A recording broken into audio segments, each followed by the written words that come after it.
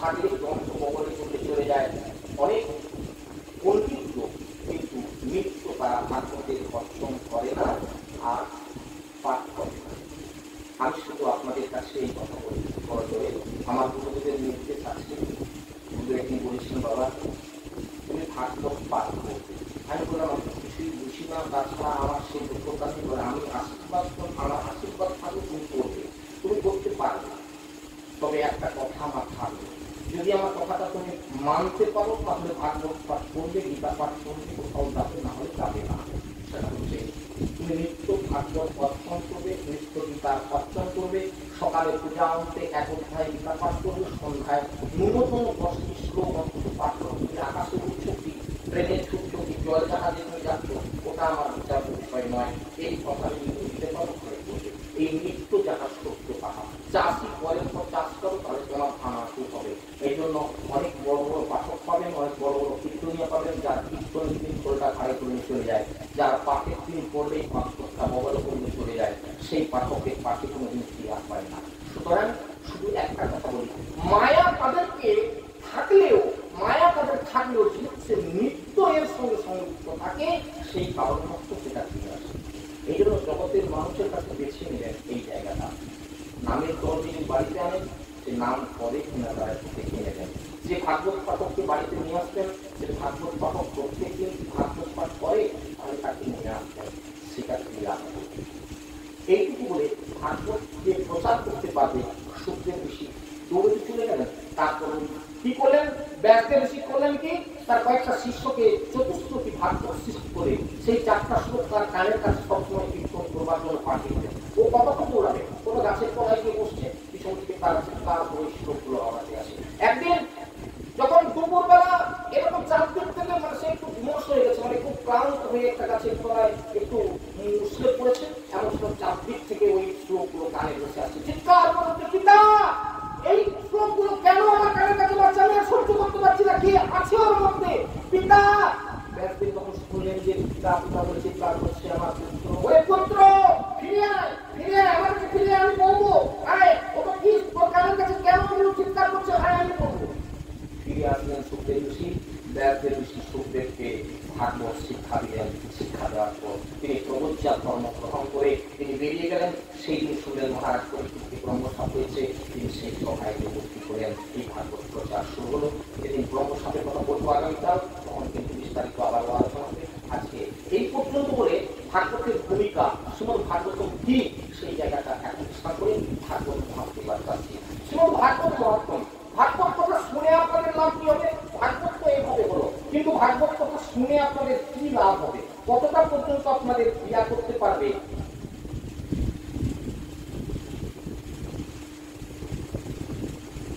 সেটা সম্পর্কে এবার আপনাদের একটু তথ্য দেওয়ার জন্য আসে। এই শ্রীমদ্ ভাগবত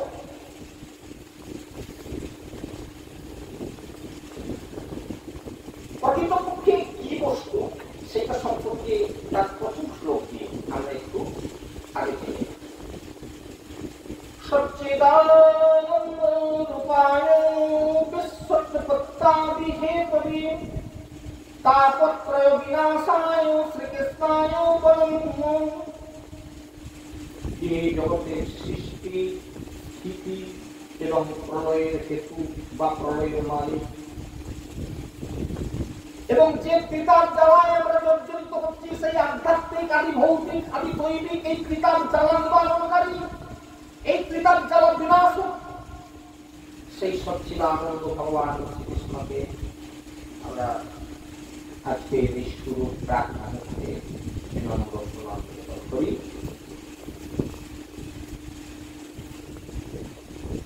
কয়েকদিন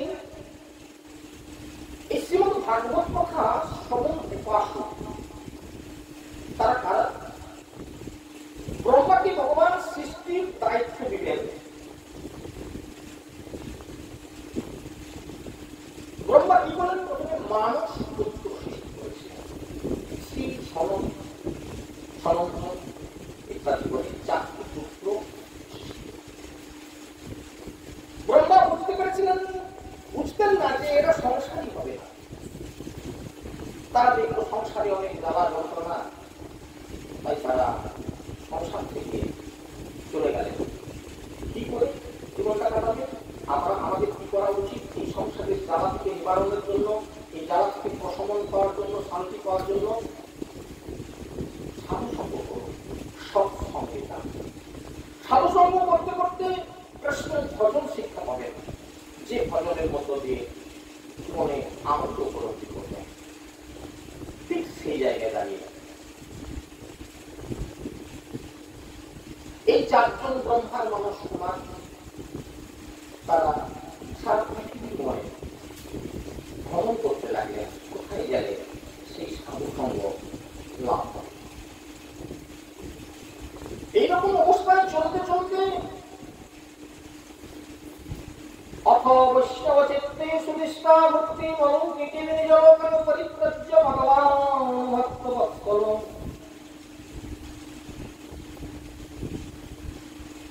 ভগবানের যে অলৌকিক একটা প্রভাব আছে, সেই প্রভাবটাকে জগতের মাঝে উপলব্ধি করার জন্য তারা এইভাবে সময় কাটাতে লাগলেন। চতুর্দিক তারা ভ্রমণ করতে লাগলেন। কোথায় গেলে সেই হরিসভা পাওয়া যাবে। এইভাবে তারা ভ্রমণ করতে করতে একদা সে বৃন্দাবনের মাটিতে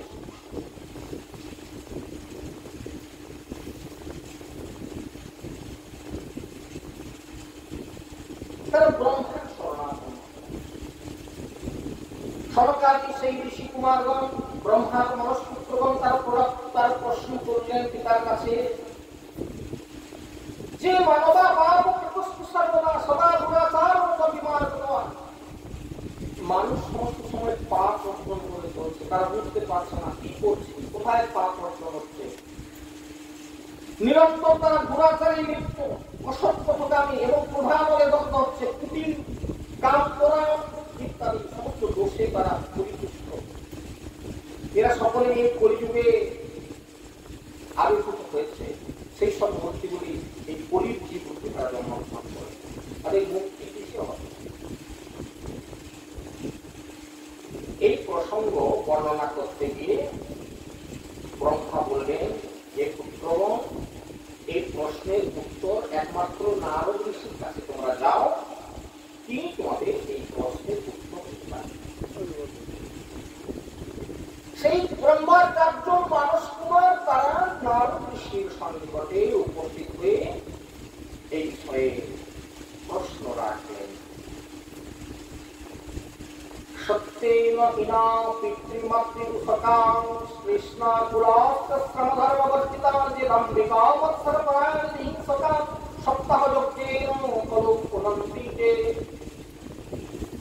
যারা সত্য রূপ থেকে চ্যুত হয়েছে, যারা পিতামাতার নিন্দা করে, পিতামাতাকে যারা মুখে দেখে না, যারা দাম্ভিক, যারা নিন্দু, যারা বিষয় বাসনায় জর্জরিত, যাদের জীবন মাৎসর্য পরায়ণতা, হিংসা। বর্তমানে দেখছেন না, একে অপরের সুখ সহ্য করতে পারে না, হিংসা করে, তার ক্ষতি করার চেষ্টা করবার। সারাদিন মানুষের চিন্তা করে লোকের ক্ষতি করবে, তার কাজ কিছু নেই, সে লোকের ক্ষতি করবার জন্য খালি পেতে চায়। এইরকম মানসিক চিন্তা সম্পন্ন মানুষ, অপরকে পীড়নকারী, তারা এই সপ্তাহ ভাগবত শ্রবণে তারা মুক্তি লাভ করবে। এরা অবাক হয়ে গেল শুনে, ভাগবত শ্রবণে তারা মুক্তি হবে, সেটা কিরকম করে হয়? যে ব্যক্তি দুষ্ট, সর্বদা দুরাগ্রস্ত, কামনা বাসনায় ব্যস্ত আছে,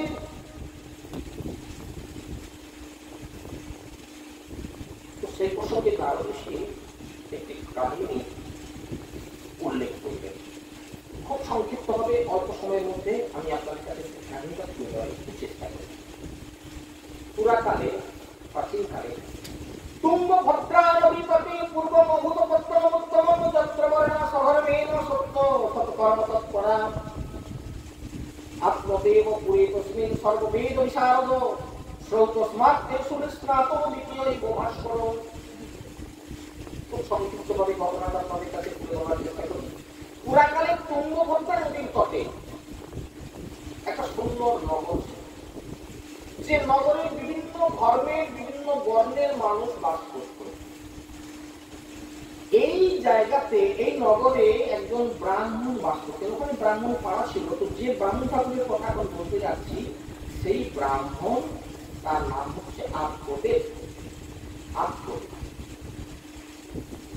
যত সময় তেনা তার সংস্কারাদি হয়েছিল, উপনয়ন সংস্কারাদি, এবং তিনি বৈদিক ক্রিয়াকর্মাদি করতেন, বিবাহ করেছিলেন। তো বিবাহ যখন করেছিলেন, বউটা কেমন একটু শুনে রাখেন। ভিক্ষুক বিত্তবান লোকে ক্রিয়া ধুন্ধলি স্মৃতা স্তবাহ স্থাপিকা নিত্যম সুন্দরী সুকলুদ ভবা। সব ফুলে তার জন্ম হয়েছিল এটা, যাকে বিবাহ করেছে, এবং সুন্দরী, দেখতে ভালো, নরম শরীর, তার খুব দূরে। কিন্তু বিপদ কি জানেন? বহুজন পিতা পরের চর্চায় সারাদিন ব্যস্ত থাকে, বহুজন পিতা বহু লোকের সঙ্গে বহু রকমের আলাপ নিয়ে সারাদিন ব্যস্ত থাকে। সুরাজপ্রিয় কৃত্যেষু বিপনা কলহ ক্রিয়া, সংসারের কাজ করত না, ঘরের কাজ ছেড়ে দিয়ে পাড়ায় পাড়ায় ঘুরত, লোকের নামে বদনাম দিত, আর স্বামীকে চোখে দেখতে পারত না। ভালো, তাই না? দেখতে সুন্দরী, কিন্তু এই হচ্ছে তার ভাগ্য। দেখতে শুনতে ভালো। তার নাম কি ছিল? তার নাম ছিল কুন্দুলি।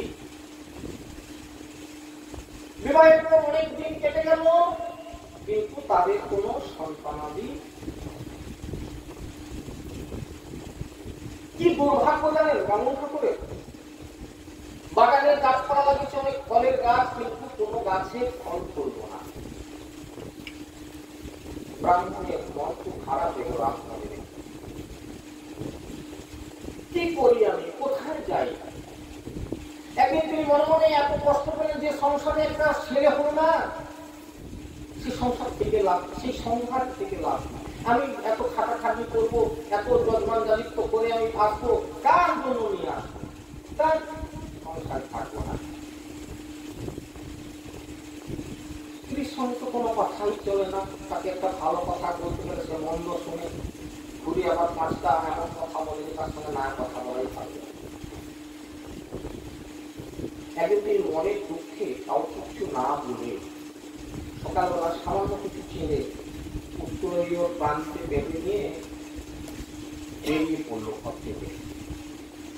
যদি কোথাও কোনো আমার বাঁচার মতো একটা আশ্রয় পাই, বাঁচার মতো আশ্রয় কি? ওই একটাই কথা, যদি কেউ আমাকে একটা সন্তান দান করতে পারে তাহলে আমি সংসারে ফিরে যাবো, তাহলে এই বাড়ানাই আমার শেষ। কি করলেন? তার পথে চলতে চলতে চলতে চলতে গভীর জঙ্গলের মধ্যে প্রবিষ্ট হলেন। হ্যাঁ, একদা সবিজ দুঃখাদি গৃহং তত্তা বনঙ্গত মধ্যাহ্নে কৃষিতো জাতস্পরাগং সংপৈবাং। সে বনের মধ্যে হাঁটতে হাঁটতে দুপুর প্রায় গড়িয়ে যাচ্ছে, এরকম সময় একটা গাছের তলায় গিয়ে ভাবছে, সামনে দেখলো একটা সরোবর, স্বচ্ছ শরীর, স্বচ্ছ সরোবর। চিন্তা করলেন যে একটু স্নান করে নিলে ভালো লাগে, খুব গরম লাগছে না, হাঁটতে হাঁটতে একটু স্নান করে নিলে ভালো হয়। আর আমার কাছে অল্প কিছু আহার আছে, এই গাছের তলায় বসে আগে একটু জুড়িয়ে নিই, তারপর আবার হাঁটবো। ওই সরোবরে স্নান করে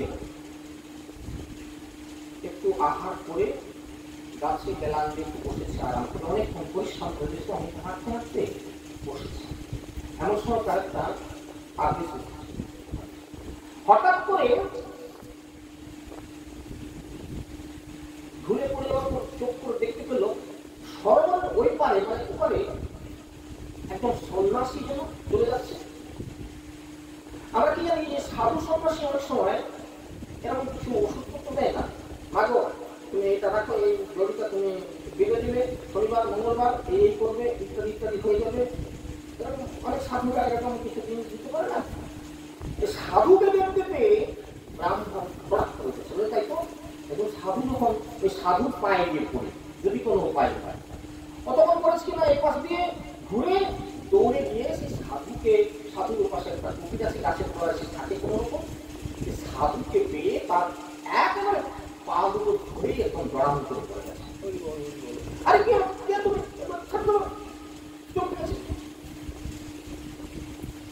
কে বাবু না, আমি আমার পায়ে বলে গেল ছাড়ো না। সন্ন্যাসী ঠাকুর, আমি অনেকদিন হলো বিবাহ করেছি, আমার কোনো সন্তান আমি পাই নাই, মনটা আমার দুঃখে পড়ে গেছে।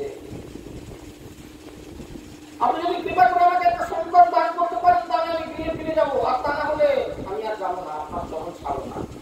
আমি মহা মুশকিল, কি কথা, তুমি কোথা থেকে আসলে, কি বৃত্তান্ত, তুমি এসে আমাকে এরকম করে জড়াজড়ি করছো, আমি কি করি, কি করবো, ছাড়ো করো। বলছি না, আমি পা ছাড়বো না, আপনি যতক্ষণ না আমাকে একটি পুত্র সন্তান বর দান করেন। আমি কি করব?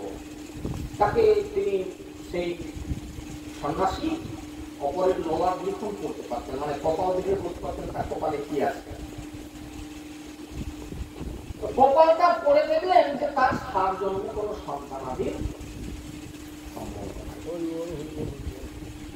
তুমি আমাকে পা ছাড়ো, তোমার লোলার দেখো, আমি দেখলাম যে তোমার কপালে কোনো সন্তানাদি নাই, তুমি গৃহে ফিরে যাও, আমাকে তুমি পা ছাড়ো। বলে আপনি যদি আমাকে একটি সন্তান দান না করতে পারেন তাহলে সরোবরে আমি প্রাণত্যাগ করবো জলে। বলে দেখো, আত্মহত্যা করা মহাপাপ, বলে সেই পাপের ভাগিদার আপনি হবেন। গন্ডগোল লোক কিরকম দেখছেন, সে নিজে গলায় করছে বেঁধে পাথর বেঁধে গলায় জলে পড়ে মরবে, আর তার জন্য সন্ন্যাসীকে দায়ী করছে। কেন, তুমি আমাকে কি সন্তান দাও, তাহলে গৃহে ফিরে যাবো, আর তা না হলে কিন্তু আমি এই জলে সরোবরে আমি প্রাণত্যাগ করবো। সন্ন্যাসী দেখলেন একটু ভারী গোলমাল, আমাকে পা ছাড়ছে না, কিছুই ছাড়বে না। আচ্ছা ঠিক আছে, থামো, আমি একটা ব্যবস্থা করছি, দাঁড়াবো বলে ঝোলার মধ্যে হাত দিল, ঝোলার মধ্যে হাত দিয়ে একটা ফল বের করে আসলো, একটা ফল বের করে আসলো। এই ফলটা নিয়ে বলছে এটা নেন, এটা নেন, এই ফলটার গুণ আছে, এই ফলটা নিয়ে গিয়ে তোমার স্ত্রীকে স্নান করে এই ফলটা সেবা করবে, এই ফলটা সেবা করলে তোমার স্ত্রী গর্ভবতী হবে, আর 1 বছর কাল 4টে নিয়ম প্রতিপালন করতে বলবেন আপনার স্ত্রীকে, তাহলে আপনাদের একটি অত্যন্ত সুন্দর ছেলে হবে, নির্মল সন্তান। মন্দির সুন্দর জায়গাটা কি কি 4টে নিয়ম? সত্য, শৌচ, দয়া, দান। মায়েরা সন্তান ধারণ কালে এই 4টে নিয়ম অবশ্য প্রতিপালন করবেন। অনেক মায়েরা আছে গর্ভবতী অবস্থা একটু অবশ্য আলস্য আসে, অনেক বেলা পর্যন্ত স্ত্রী থাকে, উঠেই না, স্নান করবে না, শৌচতা নেই, দুনিয়ার মিথ্যা কথা বলে। যে মায়েরা মিথ্যাবাদী হবে, পরে আন্ডারলাইন করবে, আমার কথাটা চ্যালেঞ্জ দেওয়া থাকবে, তাদের ছেলেটা মিথ্যাবাদী হবে কি? যে মা বেলা পর্যন্ত ঘুমায়, গর্ভকালীন যে এরকম আলস্যতা করে, তাদের ছেলেগুলো মুড়িয়ে হবে, দেখে রেখেছেন। যে মায়েরা এই গর্ভকালীন দয়া করে না, জীবের প্রতি দয়া করে না, কোন ভিক্ষুক মাগো কে আছেন বাড়িতে, আমাকে এক মুষ্টি মুড়ি দেবেন মা, কাল থেকে খাইনি, মুড়ি ভাজা আছে অন্য বাড়িতে। মাগো একটা কথা বলি, বাড়িতে এসে দরজায় দাঁড়িয়ে আপনাদেরকে দেখি বলে মাগো আমাকে দুটো খেতে দাও, বাবাদেরকে বলে না। মায়েদের হৃদয়টা বড় কোমল, নিজের না থাকলেও নিজেরটা থেকে অতিথি আসলে দিয়ে দেয়, যে মায়েরা এই মায়ের জগৎকে তো অন্তত গর্ভকালীন তাদের মধ্যে এই দয়াটা থাকে, আর দান এটা এখন ঠিক আছে। যারা ঠাকুমা হয়ে গেছে, এখন দিদিমা হয়ে গেছে, তারা কিছুটা এই কথাগুলো বুঝতে পারবেন, তারা জানেন। বাড়িতে বৌমা গর্ভবতী থাকলে ব্রাহ্মণকে বৈষ্ণবকে আহ্বান করতে, ঠাকুমশাই একটু আমাদের বাড়িতে আসতে হবে আগামীকাল, পরশু যেদিন আপনার সময়। কেন তোমার? আর বৌমা একটু গর্ভবতী আছে, আর একটু বৌমাকে গীতা পাঠ শোনাবেন, একটু ভাগবত কথা শোনাবেন, আর বৌমা একটু আপনাকে ঠিক খাবে। শাশুড়ি মায়ের জায়গায় কিছু করতে, বাড়িতে বৈষ্ণব আসলে তাকে আসন করে দিত, মা বস এখানে বস, একটু ভাগবত কথা শোন, সে একটু পাঠ করে তাকে শোনাতো, আর তাকে অন্ন বস্ত্র তার হাত দিয়ে দান করাতো। মা শাশুড়ি মা ছাড়াই করে সাজিয়ে চাল ডাল ইত্যাদি একটি বস্ত্র দক্ষিণা ব্রাহ্মণ ঠাকুরকে একটু প্রণাম করে দিয়া, এই আশীর্বাদই তো আশীর্বাদ। এখন সেই শাশুড়ি মায়েরাও ভাই এই তথ্যটা ভুলে গেছে, আর যারা এখন মোটামুটি শিক্ষা আমি বলে লাভ নাই। সত্য শৌচ দয়া দান এই চারটা নিয়ম 1 বছরকাল প্রতিপালন করতে হবে, যার মধ্যে সন্তানটা জন্ম হবে সেটা সুন্দর সন্তান। বাউল ঠাকুর পা ছেড়ে দিয়ে বলে না এবার তার একবার যাবে, একটা যখন উপায় হয়েছে সন্তান লাভের একটা যখন উপায় হয়েছে, তাহলে আমি গৃহে ফিরে যাই। সেই ফলটি নিয়ে পরন্ত বেলা সেখন খুব তাড়াতাড়ি করে, মানে অনেক দূর চলে এসেছে, পানি ফিরতে হবে, খুব তাড়াতাড়ি করে যাচ্ছে, পানি ফিরতে ফিরতে তার সর্দি হয়ে গেল। ওমা তার স্ত্রী কি সুন্দর, তার সঙ্গে ব্যবহার করলো, সারাদিন লোকটা ছিল না, খাওয়া দাওয়া নাই, সে ভিগায় না উঠতে উঠতে মারো, সে তার স্ত্রী বলছে সারাদিন দেখা যায় এমন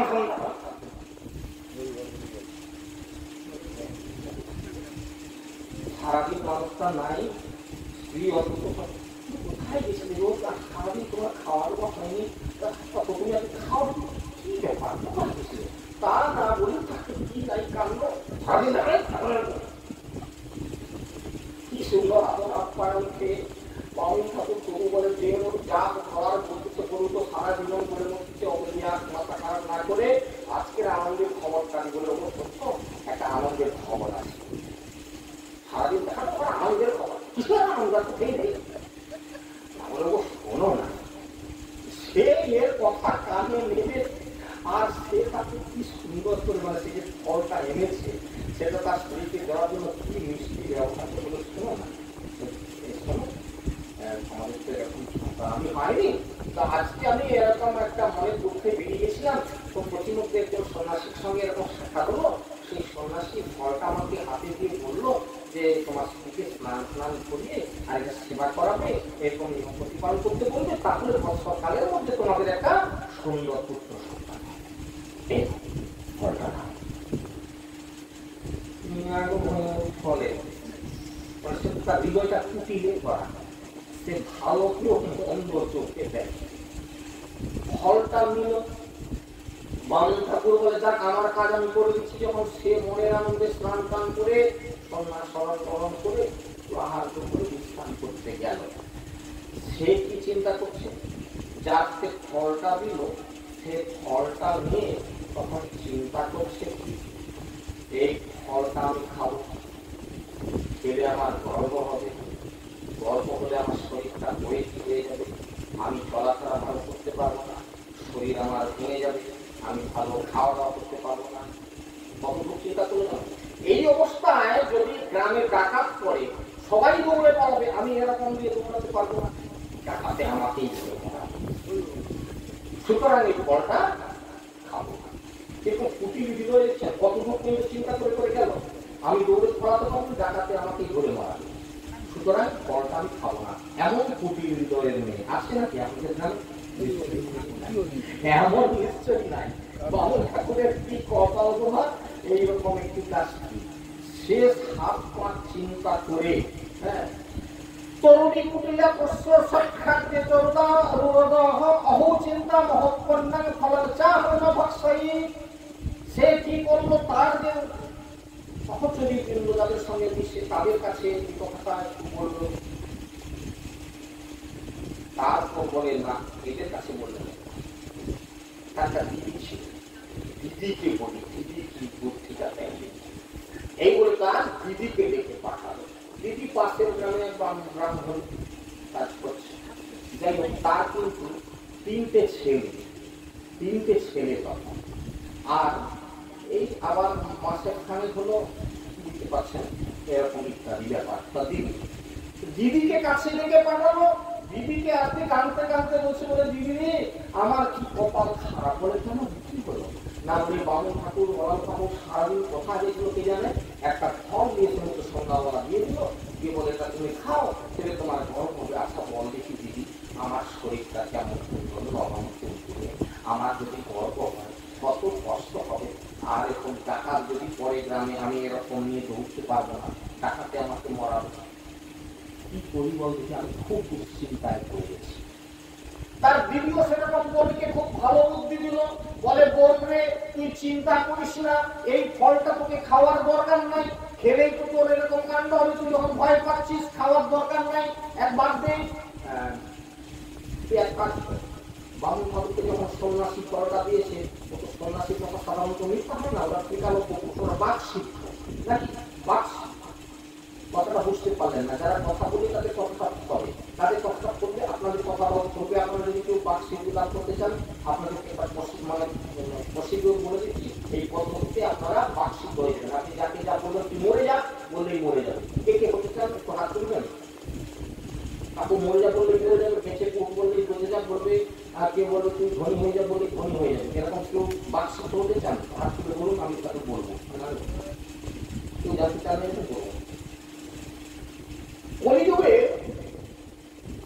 12 বৎসরকাল কিছু কর্ম করতে হলে আপনাদেরকে সাধারণ ধরুন কিছু লাগবে না, শুধু আজ থেকে প্রতিজ্ঞা করুন 12 বৎসর আপনি একটাও মিথ্যা কথা বলবেন না, তাহলে আপনি বার্ষিক হয়ে যাবেন। এটা কলিযুগের জন্য দেওয়া আছে।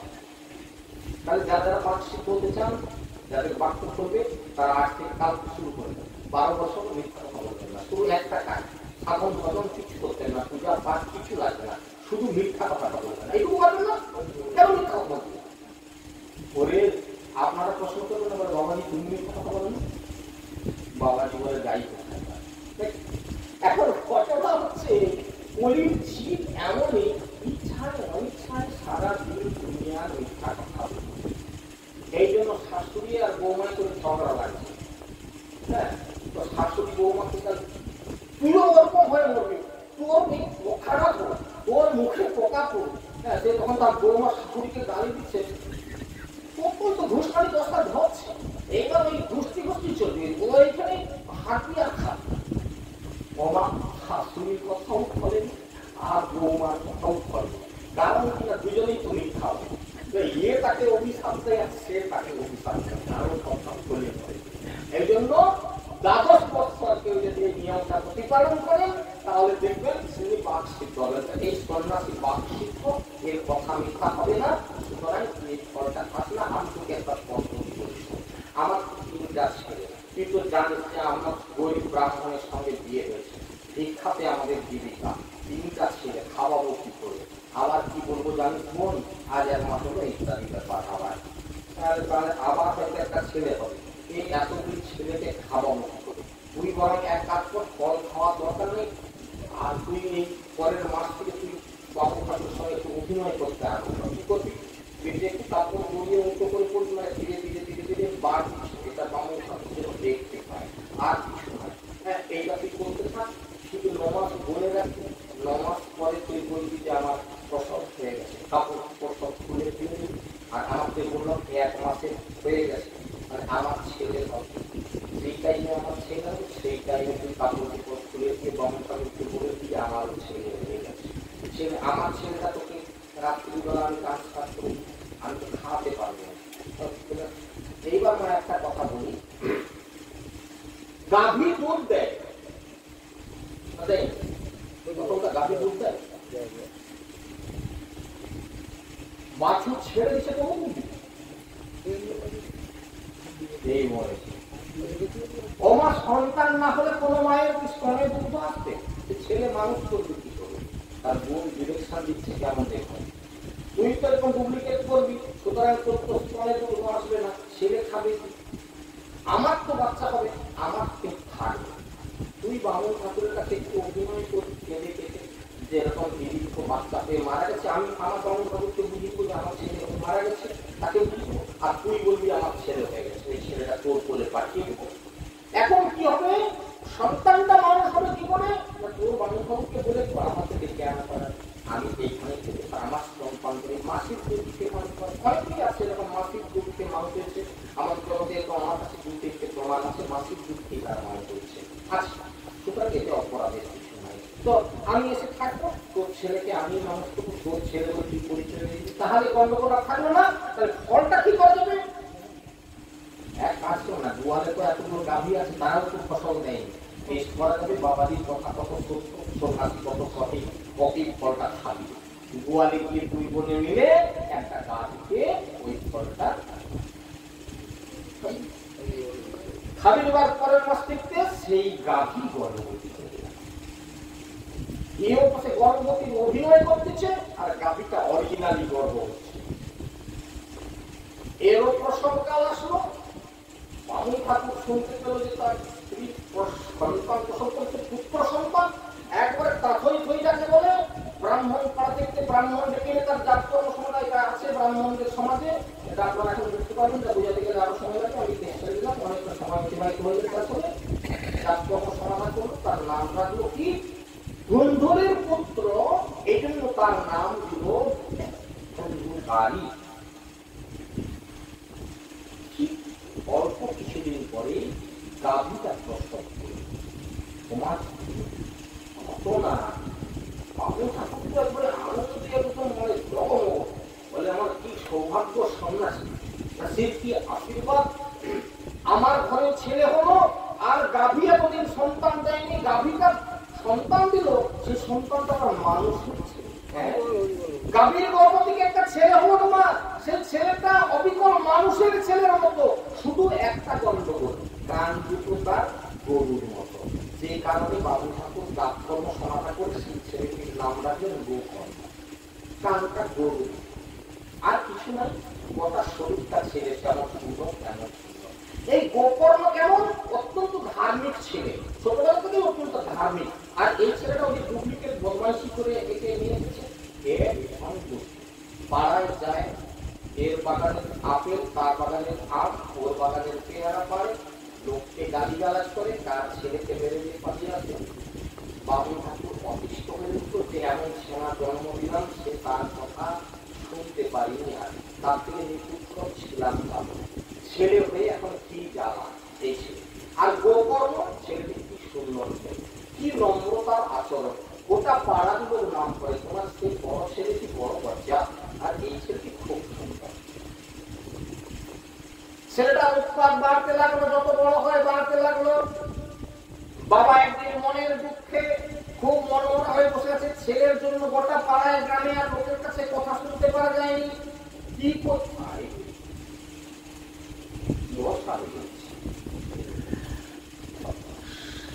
আচ্ছা খুব সবকিছু শেষ করে চেষ্টা করি। যাই হোক না কেন পাড়ার লোকের কাছে আর কথা শুনতে পারি না, তো এখন কি করি আমি? গোকর্ণ বলল বাবা এইরকম ছেলের বাবা হয়ে সংসারে এরকম কথা শোনার থেকে সাধুদের আশ্রমে গিয়ে হরি কথা শুনে বাকি জীবনটা কাটিয়ে দেওয়া বরং আপনার মঙ্গল পাবে। তুমি দেখতে যে গোকর্ণ সত্যি আমার উপযুক্ত ছেলে, সে আমাকে একটা ভালো পথ দেখিয়েছে। বাবা কি করলো না, সেই দিনই বিরোধ করে বনে চলে গেল, ঋষিদের আশ্রমে গিয়ে হরি কথা শুনে শুনে ঘুরতে লাগলো। বাবা নাই যে ঘরে, মেয়ে ঘরের ছেলে, মানে বাবা নয় শুধু মা, ওই মেয়ে ঘরের ছেলে যারা না তারা দেখবেন একটু বিল্ডিং থেকে একটু মনে করবে না, শাস্ত্রের কথা বললাম, আমার অপরাধ নেবেন না। তার উৎপাত বেড়ে গেল, খারাপ ছেলেদের সঙ্গে মিশতে লাগলো, জুয়া খেলতে লাগলো, ইত্যাদি সেবন করতে লাগলো। পয়সা তো দরকার, রোজগার তো কিছু নেই। মাকে সে সন্ধ্যাবেলা ভাতাচ্ছে, পয়সা দাও, মা পয়সা না দিতে পারলে তাকে মার দিচ্ছে। মা বেদী ছেলেকে নিয়ে আমি কি করি রে, এর বাবা চলে গেল, আমি এখন যাই কোথায়? তার মা কি করলো না, মনের দুঃখে রাত্রি অন্ধকারে একটা পরিত্যক্ত কূপের মধ্যে ঝাঁপ দিয়ে প্রাণত্যাগ করলো। পথের কাঁটা সাপা, কেউ আর বাধা দেওয়ার নাই। সে তখন কি করলো, বাইরের কতগুলো বারবণিকার সঙ্গে মিশতে লাগলো, নষ্ট মেয়েদের সঙ্গে মিশতে লাগলো। একটা দুটা নয় মাগো, 5টি সেরকম বাইরের মেয়েকে বাড়িতে নিয়ে এসে আসলো।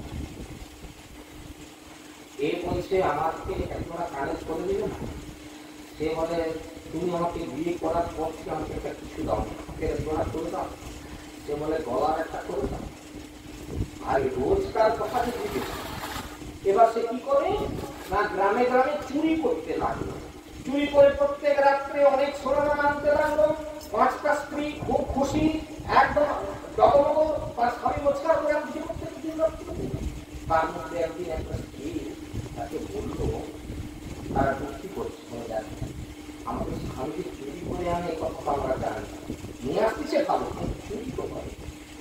আচ্ছা, আপনার এক কথা ফোন আছে দেখুন কিনা যে চোরের 7 দিন গেরস্তের একদিন, 7 দিন চুরি করার পর একদিন গেরস্তের হাতে ধরা পড়তেই হবে। তাহলে যেদিন ধরা পড়লে চুরির মাল ফেরত যাবে, কি চুরির মাল ঘর থেকে নিয়ে যাবে না, থানা পুলিশ এসে সেগুলো যাবে। আর কি না ওকে ধরে নিয়ে যাবে। আমাদের পক্ষে জীবন তার থেকে এক কাজ করে, ও অনেক সোনা দানা ঘরে এনেছে অনেকদিন ধরে চুরি করে, আমরা কাল প্রতিবাদ করতে গিয়ে তোকে সেবা করে রাখতে থেকে, মানে যাদের এই চুরির অভ্যাস আছে আর 5টা মেয়ের সঙ্গে মেলামেশা করে তাকে এটা খেতে এটা তাদের নামে করবে না। আপনারা ভালো করে জানেন শাস্ত্র বলছে সিদ্ধান্ত দিয়ে রাত্রিবেলা নেশা করে এসেছে। 5টা স্ত্রী মিলে তাকে হত্যা করবার জন্য চেষ্টা করলো। কিভাবে করে হত্যা করলো না, তার গলায় দড়ি বেঁধে ঘরের মধ্যে ফাঁসকে তাকে টানাটানি ঝুঁকি করতে লাগলো। জীব বেরিয়ে যাচ্ছে তবু মরছে না। রাত্রিবেলা রান্না করছো, সেই রান্নার উনানে মাগো ওই যে মায়েরা করে কি এখন জানি তাহলে কয়লা বিক্রি করার জন্য জল দেয় না, সেই অঙ্গার টক করছে আগুন, হাত করে জীব বেরিয়ে যাচ্ছে। আর ওরা করছে কিনা সেই চাকুতে করে তুলে সে অঙ্গা দিয়েছে তার মুখের মধ্যে দিয়ে গুঁজিয়ে গুঁজিয়ে গুঁজিয়ে গুঁজিয়ে দিচ্ছে। সেই জ্বালা আর সহ্য করতে না পেরে তখন মারা গেল। যেই না মারা গেল তাকে বাড়ির পেছনে ওখানের কাছে তাকে 5টা স্ত্রী মিলে পুঁতে দিল। তারা মিটিং করলো কি না, যে সোনা দানা গুলো আছে এগুলো তো আমরা 5 জনের ভাগ করে নেবই নেব, যে জমি জায়গাগুলো আছে বাগান বাড়ি গাছপালা ঘরের টিনটালি ইত্যাদি যা আছে এগুলো বেচা কেনা করে তারপর যে যা সেটা রাজরাজি করবো, যে যার বাপের বাড়ি চলে যাবো, তাহলে বেশ সুখে সেখানে বসে খাবো, সোনা দানা টাকা পয়সা বেড়ে গেলে গ্রামের লোকও তারা বুঝতে পারবে না, কারণ স্বামী তো নাই। ডিক্লার করবো বাজারে যে উনি তো এরকম ব্যবসা করবার জন্য গেছে, আমরা তো এরকম 5টা স্ত্রী, সংসার চলে না, এই জন্য উনি নাকি 1 বছরের জন্য বাইরে বিজনেস করতে গেছে, বছর খানেক পরে আমরা সংসার চালাবো কি করে। শুনছো অমুকের বাপ সেখানে জগা কাঠাটা আমরা বিক্রি করবো, সংসার চলেনি আমাদের, যদি কেউ গেলে একটু বলবে না গো, পাড়ায় 2 লাখ দিচ্ছে, জগা কাঠা বিক্রি হয়ে যাওয়ার পর 10 টাকা 10 টাকা তো 25 টাকা, একে একে জমি বিক্রি হচ্ছে, টাকা পয়সা নিজের হাতাচ্ছে। সোনা দানা তো যা ভাগ করা হয়ে গেছে, যা বেচা কেনা ছিল সব শেষ হয়ে গেল, ঘরের ছাউনি টাউনি সব বিক্রি হয়ে গেল। একদিন রাত্রিতে 5টা স্ত্রী মিলে তারা যে যার ভাগ বন্টন সুন্দর করে নিয়ে যে যার রাজে যাবে, ঘরে আর কেউ নেই, ঘর ফাঁকা। এদিকে সেই গোকর্ণ কি করেছে, এটি পূর্বেই সে দেখলো যে দাদার এরকম উপাসনার থেকে দেখার থেকে চোখে আমার মনে ঋষিদের আশ্রম থেকে পালিয়ে যাওয়া। গোকর্ণ কি করছে, ধর্মচর্চা করছে, ঋষিদের আশ্রমে ঘুরে ঘুরে এইভাবে কিছুদিন তার কেটে গেল। অনেকদিন কেটে যাওয়ার পর একদিন তিনি গ্রামের একজনের সঙ্গে দেখা হলো, প্রণাম করলো তাকে। আরে গোকর্ণ নাকি? গোকর্ণ তখন বলছে, বলে আচ্ছা তাহলে আমাদের বাড়ির অবস্থা কি, দাদা অবস্থা কি, বৌদিরা কেমন আছে? আহা তোমার দাদা শুনি তো নাকি সে ব্যবসা করতে গেছে বলে তোমার বৌদিরা বললো, যা জমি জায়গা ছিল বেচা কেনা করে তারা খেলো, খেয়ে দিয়ে তারা তো যে যাচ্ছে তার বাপের ঘর চলে গেছে, ঘর দুয়ার ফাঁকা পড়ে আছে, তোমার দাদারও তো আর পাত্তা নাই, কথা ব্যবসা করতে গেছে ভাবা ঘুরে আসে।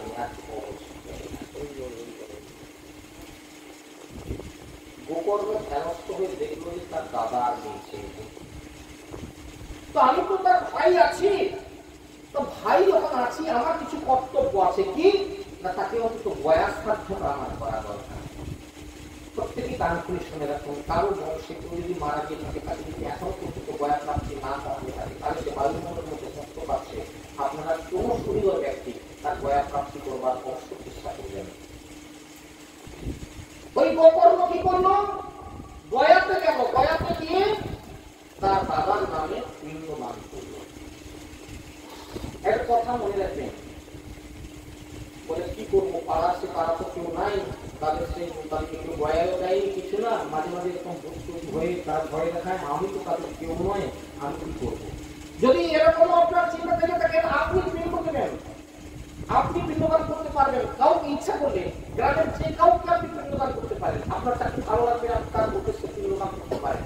গয়াতে যারা গেছেন অনেকেই সবাই প্রায় গিয়েছেন, গয়াতে যেতেই হয় সবাইকে।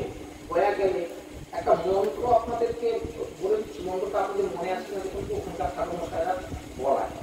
পিণ্ডদান করলেন, বাবার নাম কি, তার বাবার নাম, তার বাবার নাম, তার বাবার নাম, বলে আর নাম।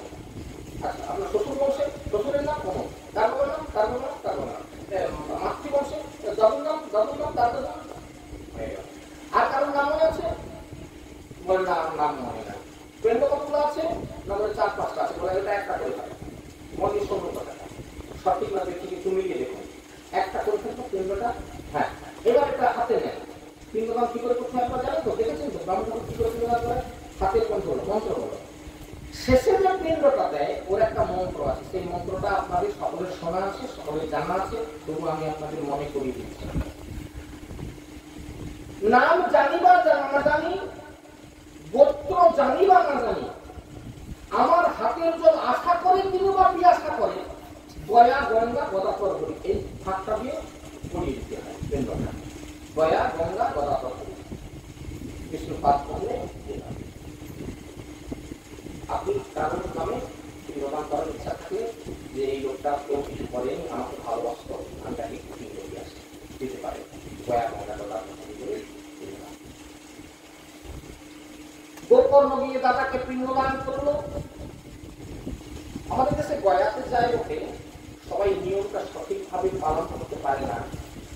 গয়া যাওয়ার আগে অনেক কথা বলতে গেলে আর বেশি হয়ে যাবে, ওখানে বলছে যাওয়ার আগে কিছু ক্রিয়া কর্মাদি আছে, কিভাবে প্রেমকে ডেকে নিয়ে যেতে হয় তার নিয়ম আছে, সেই নিয়ম অনুযায়ী তাকে নিয়ে যেতে হয়।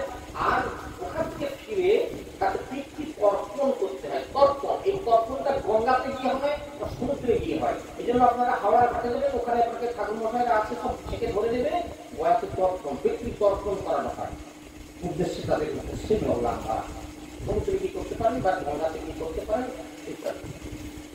এই তর্পণটা না করে ফিরতে, কিন্তু অনেকে এই নিয়মটা এখন জানে না, অনেকে মান্যতা দেয় না। যাই হোক না কেন, যদি পারেন আপনারা মান্যতা দেওয়ার চেষ্টা করবেন, ঠাকুর মশাইয়ের কাছ থেকে ভালো করে জেনে নেবেন বিষয়টা, আমি আগে বেশি বললাম না, চলে যাইতে পারে।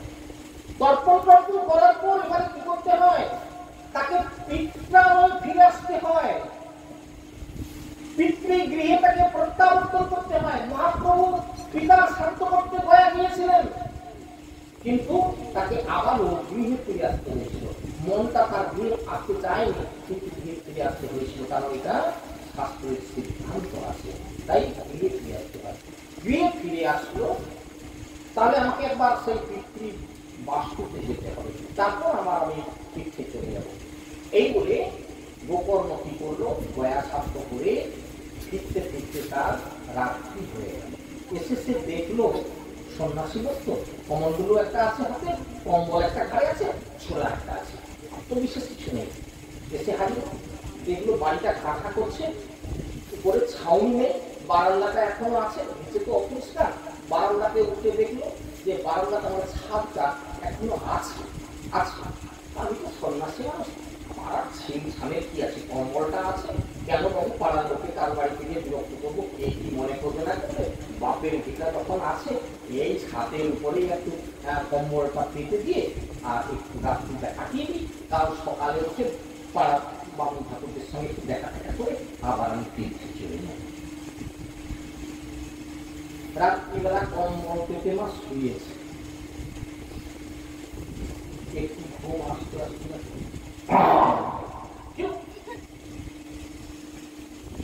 ভয় পাবে, ভয় পেয়ে ভয় পাবে, আসিস না, করে আওয়াজ দেখে না, সিংহ করে তাকে চলতে আসছে, ছাদের মধ্যে সিংহ আসলো কোথা থেকে, এটা তাই তো দেখে না সিংহটা আর না। এমন সময় কালো রঙের একটা বিড়াল, রাত্রিবেলা ওই যে দেখবেন না ঘুমে থাকে না বাচ্চারা, মানে ভয় করে মায়ের করে যায়,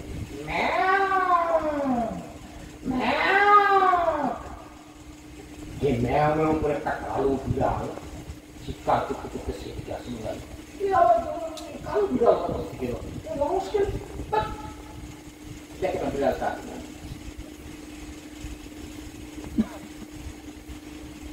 কিছুক্ষণ পরে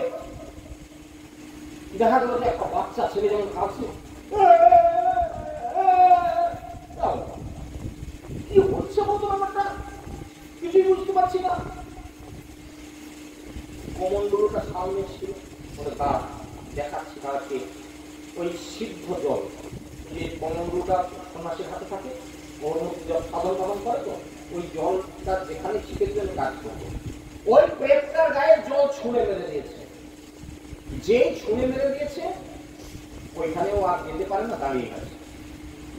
ও তখন ওই প্রেতটা কিরকম কথা বলছে,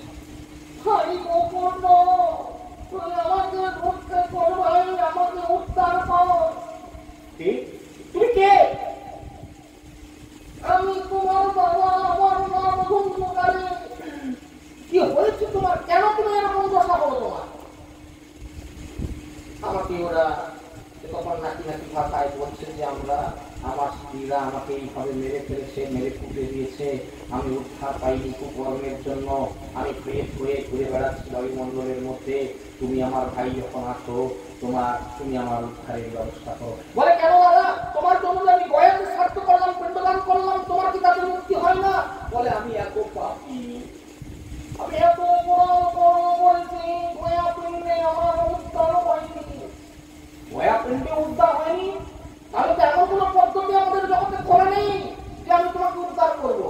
কি যারা আত্মঘাতী হয় তাদের জন্য প্রেত কুণ্ড খোলা আছে, ওখানে গিয়ে রহস্যকে তাদের নামে সংকল্প করে নাচের ছাড়া জনস্বাস্থ্যে যত প্রেত থাকে না কেন সেখান থেকে পাওয়া, বাড়ি থেকে উৎপাদ করছে তাকে করে দেওয়া যায়, সব তো করা যায়, তারপরে উদ্ধার হয় না। যারা অতি মহাপাতকী থাকে তাদের উদ্ধার করে না। তাদের কি আপনারা ভাগবত শুনছেন, ভাগবত মহাত্ম, আমি একবার শেষ প্রান্তে চলে যাই, কেন অনেক কথা যদি চেপে গেল, শেষ কথায় চলে যাই। তখন ওই গোকর্ণ বলছে, দাদা তুমি শান্ত হও, আমি তোমার জন্য যা করণীয় হয় যদি কিছু পন্থা থাকে আমি নিশ্চয়ই করবো, তোমার উদ্ধারের ব্যবস্থা, তুমি শান্ত হও। রাত্রি তো আর ঘুম এলো না, সকাল হয়ে গেল। সকাল হয়ে যাওয়ার পর গোকর্ণ কি করলো, পাড়ায় ব্রাহ্মণ বাড়িতে বাড়িতে গেল, তাদেরকে ডেকে ডেকে এক জায়গায় জোগাড় করলো, জোগাড় করে তাদের কাছে প্রশ্ন রাখলো যে আপনারা তো সিদ্ধ ব্রাহ্মণগণ আছে, অনেকে বয়স্কজন আছেন, আপনারা কৃপা করে আমাকে বলুন, গয়া শ্রাদ্ধ করার পরেও, গয়াতে পিণ্ডদান করার পরেও তাদের মুক্তি হলো না, কি উপায়ে তাদের মুক্তি হবে আপনারা কৃপা করে বলুন। কারণ গতকাল রাত্রিতে আমি যখন এখানে ঘুমাচ্ছিলাম তখন এই সব ঘটনা দাদা ধুমকারী এরকম প্রেত অবস্থায় ঘুরে বেড়াচ্ছে, তার মুক্তি হয়নি, আপনাদের যদি জানা থাকে আমাকে সেই সিদ্ধান্ত বলুন। ব্রাহ্মণেরা বলল, গয়া সাধ্যের বেশি তো আমাদের সিদ্ধান্তে জানা নেই। ব্রাহ্মণেরা অত্যন্ত সূর্য ভক্ত, সূর্যদেবকে এরা জলদান না করলে, তর্পণ না করলে, এই জন্য ব্রহ্মচারী যেদিন ঘর থেকে বেড়ায় এদেরকে সূর্য পূজা করতে হয়। আর প্রথম কোন জলাশয়ে মানে সরোবরে গিয়ে বা ছোট শ্রেণীতে সমুদ্রে গিয়ে নদীতে গিয়ে এদেরকে তর্পণ করতে হয়, সূর্যকে অর্ঘদান করতে হয়, তবে এরা ঘরে ঢুকতে পারবে। এটা ব্রাহ্মণেরা যদি ঠাকুরমশাই থেকে থাকেন তারা বুঝতে পারবেন যে ওই 3 দিন ঘরে থাকার পরে যে ব্রহ্মচারী বেরোয় তখন তাকে প্রথম সূর্য পূজা করতে হয়। প্রশ্ন কেউ আছে না, যাই হোক না কেন তাকে এর বেশি তো জানা নেই। এই জন্য ব্রাহ্মণরা কিন্তু সূর্য ভক্ত, সূর্যকে ব্রাহ্মণ মেয়েরা পর্যন্ত এরা ভীষণ সূর্য ভক্ত। যেদিন সূর্য ওঠে না লোকে বলে না, বলে আজকে সারাদিনটা সূর্য ওঠে, বামুনিরা আজ খেতে পারবে, জল খেতে পারবে, এরা বলে না, কারণ বামুনিরা এত সূর্য ভক্ত, সূর্যকে একবার না দেখতে পেলে তার জল গ্রহণ করে না, অনেক ব্রাহ্মণী এখনো আসে না, সুতরাং এরা সূর্য ভক্ত। তো সমস্ত পাড়ার ব্রাহ্মণী সবাই একত্রিত হয়ে তারা চিন্তা করলো যে সূর্যদেব যখন মাথার উপরে আসবে আমরা তখন করজোড়ে তার কাছে সবাই মিলে প্রার্থনা করব যে এইরকম প্রেতাত্মার মুক্তির উপায় কি। সমস্ত ব্রাহ্মণেরা গ্রামের একটা জায়গায় জড়ো হলো, গোকর্ণ তাদের সঙ্গে একসঙ্গে মিশলেন, সবাই মাথার উপরে সূর্যদেব আসলেন, সূর্যদেবকে তারা ধ্যান করে বললেন হে সূর্যদেব, যাদের গয়া সাধ্যেও মুক্তি হলো না তাদের মুক্তির উপায় কি? সূর্যদেব দাঁড়িয়ে গেলেন সেখানে স্থির হয়ে। এই জন্য আজও আপনারা দেখবেন সূর্যদেব উঠতে উঠতে উঠতে উঠতে মাথার কাছে আসে, মাথার কাছে এসে কিছুক্ষণ কিন্তু ওখানে স্ট্যাব হয়ে যায়, দাঁড়িয়ে যায় সূর্যদেব, তারপর আবার পশ্চিম আকাশে ফলে। এটা কেন করে আজ পর্যন্ত? ওই যে ব্রাহ্মণেরা তপস্যা করে দান করেছিল, আজও তাই সূর্যদেব মাথার উপরে এসে কিছুক্ষণ দাঁড়িয়ে যায়। জ্যোতিষীদের টাইম অনুযায়ীও এই নির্ধারণ করা আছে, ব্রাহ্মণদের জন্য ওখানে স্থির হয়ে দাঁড়িয়ে যায়। এখনো ব্রাহ্মণরা যারা সাধন ধর্ম করেন, সূর্যদেবের উপাসনা করেন, ওই সময়টার জন্য অপেক্ষা করে, যে সময়টা ওখানে তিনি দাঁড়িয়ে যান সেই সময় তাদের ভজন, তাদের সাধনা ওইখানে সিদ্ধ করে নেন। যাই হোক, সে কথায় গেলে অনেক কথা আসবে, আমি সে কথায় আর যাচ্ছি না। ওরা যখন এইভাবে প্রশ্ন করলো, সবাই তখন অন্তরিক্ষ থেকে একটা আকাশবাণী শুনতে পেল, যাদের গয়া শান্তিও মুক্তি হয় না, সপ্তাহ ভাগবত শ্রবণের দ্বারা তাদের মুক্তি হবে। বিদায় তাই মহাপাতকী পর্যন্ত যাদের কোথাও মুক্তির উপায় হয় না, এই সপ্তাহ ভাগবত প্রবচন শ্রবণ করে তাদের মুক্তি হবে। গোকর্ণ, তুমি সেই ভাগবত শ্রবণের ব্যবস্থা করো। খুব ভালো লেগেছে। আজকে বিকেলবেলা আমার কানেও আওয়াজটা দিয়েছিল, অনেক মায়েরা সংকীর্তন করেছেন, আপনারা হরিনাম সংকীর্তন করে পরিক্রমা করেছেন। এটা কি? এবার সেই জায়গায় আসছি।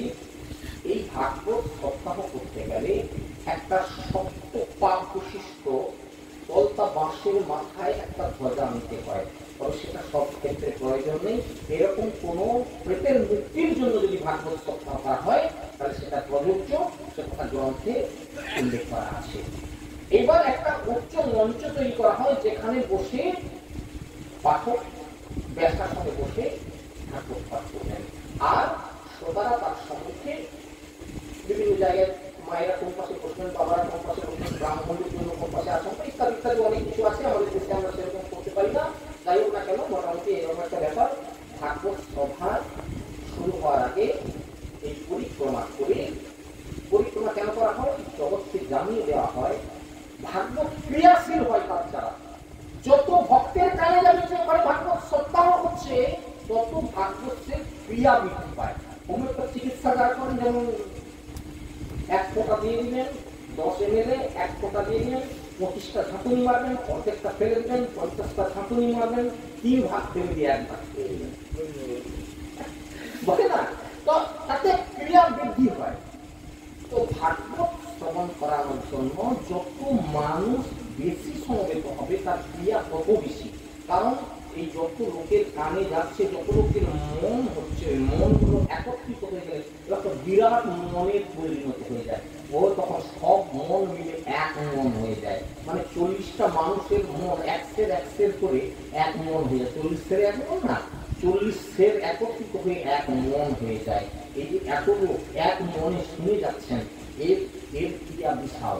ভগবান পর্যন্ত এর ঠাঁই দিতে পারে না, বলে এদেরকে রাখবে কোথায়? এরা এক মনে এত মানুষ ভাগবত কথা শুনছে, ভগবানও থরহরি হয়ে যায়। সেই জন্য ভাগবত পরিক্রমা করে ওই যে দণ্ডটা, বংশ দণ্ডটা, দন্তাবাসের 7টা পাপ বিশিষ্ট যে ধ্বজা পতাকাটা, ওটা কৃষ্ণাঙ্গ পরিণত করতে হয়। এবার সবাই এসে গেছে, গোকর্ণ উচ্চ আসনে বসে শ্রীমদ ভাগবত কথা প্রবচন শুরু করলেন। প্রথম দিনের পাঠ শেষ হল নির্দিষ্ট সময়ে। সকলে শুনতে পেল যে মটাস করে একটা আওয়াজ, গাঁট ফাটার আওয়াজ শুনেছেন তো? বাঁশের গাঁট ফাটার আওয়াজ, মটাস করে শব্দ। কেউ তাকিয়ে দেখলো সবাই যে ওই বাঁশের গলার গিরোটা কেটে গেল। কারণটা কি? কারণ হচ্ছে, আপনারা যেমন এখানে বসে মূর্তিমান হয়ে ভাগবত কথা শ্রবণ করে যাচ্ছেন, প্রেতাত্মাটা কোথায় শুনবে? সে তো আপনাদের মতো আসলে এসে বসতে পারছে না, আপনার কাছে এসে বসতে পারছে না। ও কোথায় বসবে? ও জায়গা খুঁজে পাচ্ছিল না। ও করেছে কি, ওই কলতা বাঁশের ওই 7টা গিরো উপরে পড়ে আছে, আর নিচে কিছুটা ফাঁপা ছিল, ওই ফাঁপা বাঁশের তলায় ও ঢুকে বসে ভাগবত শুনছে। যেই না প্রথম দিনের পাঠ শেষ হলো, মটাস করে একটা গিরো কেটে গেল, দ্বিতীয় গিরোতে চলে গেল। দ্বিতীয় দিন পাঠের শেষে শুনতে পেল মটাস করে আবার একটা আওয়াজ হলো, দ্বিতীয় গ্রন্থি ভেদ করে তৃতীয় গ্রন্থিতে চলে গেল। এইভাবে 7 দিনে 7টা গিরো ভেদ করে ওই প্রেতাত্মা মুক্তি লাভ করে ধ্বজা মাথায় নিয়ে বৈকুণ্ঠ যাওয়ার জন্য প্রস্তুত হয়ে গেল, আর বৈকুণ্ঠ থেকে একটা রথ এসে ওকে নিয়ে যাওয়ার জন্য প্রস্তুত হলো। তখন গোকর্ণ বলছে, প্রভু দাঁড়ান, কি বলতে চাও গোকর্ণ? আমি ভাগবত পাঠ করলাম, সভায় বসে এতজন শুনলো, তাদের কারো জন্য রথ আসলো না, আর ওই প্রেতাত্মা কিনা মুক্তি লাভ করলো, তাকে রথে করে নিয়ে চলে যাবেন, এটা হয় কি করে? স্বয়ং ভগবান গরুড়ে চড়ে সেইখানে এসে বললেন, গোকর্ণ, এই যে আপনারা শুনছেন, আমি বক্তৃতা দিয়ে যাচ্ছি সন্ধ্যা থেকে, এই বক্তৃতা দেওয়ার জন্য আমাকে ব্রেনটা ঠিক রাখতে হয়েছে। কি করলে আপনাদেরকে বসিয়ে রাখতে পারবো, কোন কথা বললে আপনারা একটু হাসি মুখ করবেন, ও তো আমার কাজ চলছে, ব্রেনের মধ্যে কাজ চলছে। তাহলে কি আমার মনটা কিন্তু আছে সেই দিকে, যেদিকে আমি আপনাদেরকে কায়দা করতে পারবো, সেই দিকে আমার মতিটা আছে, ভাগবতের দিকে মতিটা কম। আর আপনারা যে শুনছেন, তার মধ্যে কেউ এরকম করে ফেলছেন, কেউ দেখলাম যে একটু বাইক থেকে ঘুরে এলেন, কেউ দাঁড়াতে দাঁড়াতে বসছে, কেউ বসতে বসতে দাঁড়াচ্ছে, ওই যে খাটটা, এই জন্য আপনাদেরও হলো না। বলে তাহলে আমাদের মুক্তি হবে না? কারণ ভগবান বললেন, বলবে আরোহণ করে, গোকর্ণ, তুমি পাঠক হতে পারো, তুমি বাচ্চা তুরানি করে জগতের মানুষকে বোঝানোর জন্য অনেক চিন্তা করছো, এক মন তোমার ছিল না। আর সভায় যারা আজকে সশরীরে বসে আছে, এরা অনেক কিছু চিন্তা করছে, এরা মুক্তিকামী হতে পারলো না, তাই এদের আজকে মুক্তি হলো না। তবে ভাগবত সপ্তাহে এদেরও মুক্তি হবে। আগামী বর্ষ তুমি আবার করো, যে নিয়মটা বললাম এই নিয়মটা প্রতিপালন করো, আর মনগুলো এখানে রাখবে। এই জন্য আজকে শুরুতে আপনাদের প্রারম্ভিক পদে বলে দিয়েছিলাম, গণ্ডগোল কেউ করবেন না, নীরবে ভগবানের কথা শুনতে থাকুন, এই একনিষ্ঠভাবে স্মরণ করলে তোমাদেরও মুক্তি হবে। এই কথা বলে গরুর বাহনে চড়িয়ে ওই মহাপাপীকে বৈকুণ্ঠে নিয়ে চলে গেলেন। গোকর্ণ দেখলো চোখের সামনে একটা ঘটনা ঘটে গেল, আমরা এত করলাম, আমাদের হলো না, ওর হয়ে গেল। কেন হলো? আপনাদের প্রশ্নের উত্তর খুব ছোট্ট করে বলি। আমরা যখন বিপদে না পড়ি, তখন আমরা কিন্তু মুক্তিকামী হই না। যে প্রশ্নটা আপনাদের করেছিলাম, মনে কেউ কিছু করবেন না, আপনাদের হয়তো আপনারা অপরাধ আমার নেবেন না, আমি একটা সময় বলে ফেলেছি যে আর আপনাদের গ্রামে কি লোকজন নয়, তারা কোথায়? আবারও সেই প্রশ্ন করছি, যে গ্রামের যখন এরকম একটা অনুষ্ঠান হচ্ছে, তাহলে সব বাড়ি থেকে তো সবাই আসে না, তারা কোথায়? তাদের প্রেজেন্টটা হলো না, আজকে কোথায় তারা? কারণটা কি? কারণে হচ্ছে তাদের এখনো প্রয়োজন আছে।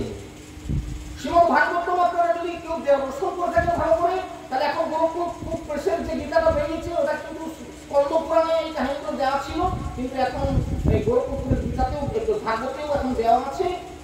এই ভাগবত হচ্ছে কান মনুর মতো, যা চাইবেন ভাগবতের কাছে তাই হবে।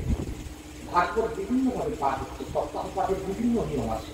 কোন প্রেতাত্মার মুক্তির জন্য, যে আমার বাবা এরকম আত্মহত্যা করে চলে গেছে, বাড়িতে সে এরকম উৎপাত করছে, তার মুক্তির জন্য ভাগবত সপ্তাহ করবো, তার পাঠ একরকম হবে, অর্থাৎ কোথা থেকে কোথা পর্যন্ত পাঠবে তার নিয়ম আলাদা আছে। আপনি মামলা মোকদ্দমায় ভুগছেন, আজ 25 বছর মামলা কিছুতেই নিষ্পত্তি হচ্ছে না, সেই মামলা নিষ্পত্তির নিমিত্ত আপনি ভাগবত শ্রবণ করবেন, তার নিয়ম এক প্রকার আছে। আপনি অনেকদিন ধরে রোগ ভোগ করছেন, রোগের জ্বালা আপনি সহ্য করতে পারছেন না, এই রোগ মুক্তির জন্য ভাগবত শ্রবণ করবেন, তার একরকম পাঠের ব্যবস্থা আছে।